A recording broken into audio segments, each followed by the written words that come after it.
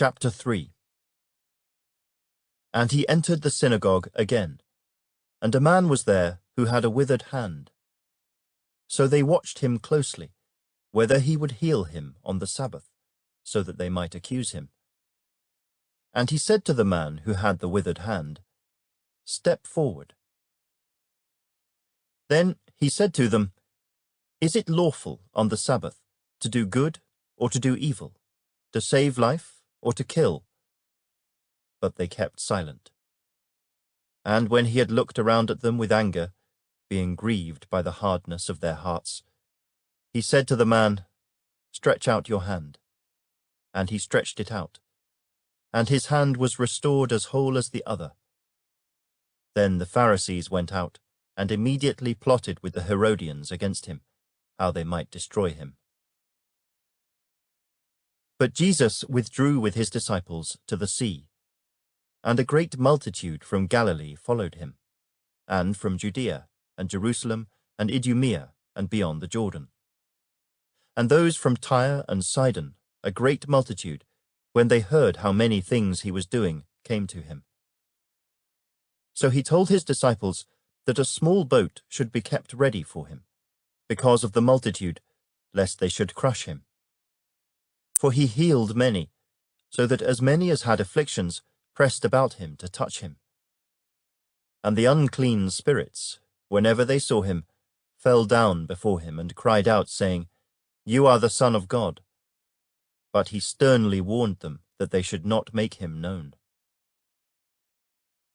And he went up on the mountain, and called to him those he himself wanted, and they came to him. Then he appointed 12, that they might be with him, and that he might send them out to preach, and to have power to heal sicknesses, and to cast out demons. Simon, to whom he gave the name Peter. James the son of Zebedee, and John the brother of James, to whom he gave the name Boanerges, that is, sons of thunder.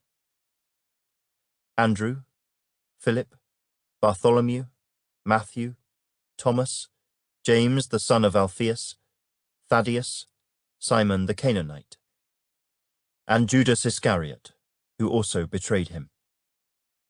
And they went into a house. Then the multitude came together again, so that they could not so much as eat bread. But when his own people heard about this, they went out to lay hold of him, for they said, "He is out of his mind." And the scribes who came down from Jerusalem said, "He has Beelzebub, and by the ruler of the demons he casts out demons." So he called them to himself, and said to them in parables, "How can Satan cast out Satan? If a kingdom is divided against itself, that kingdom cannot stand. And if a house is divided against itself, that house cannot stand. And if Satan has risen up against himself and is divided, he cannot stand, but has an end. No one can enter a strong man's house and plunder his goods, unless he first binds the strong man, and then he will plunder his house.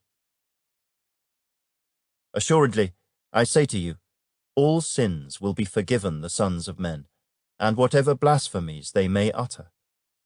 But he who blasphemes against the Holy Spirit never has forgiveness, but is subject to eternal condemnation, because, they said, he has an unclean spirit. Then his brothers and his mother came, and standing outside they sent to him, calling him. And a multitude was sitting around him. And they said to him, "Look, your mother and your brothers are outside seeking you." But he answered them, saying, "Who is my mother or my brothers?" And he looked around in a circle at those who sat about him, and said, "Here are my mother and my brothers. For whoever does the will of God is my brother, and my sister and mother."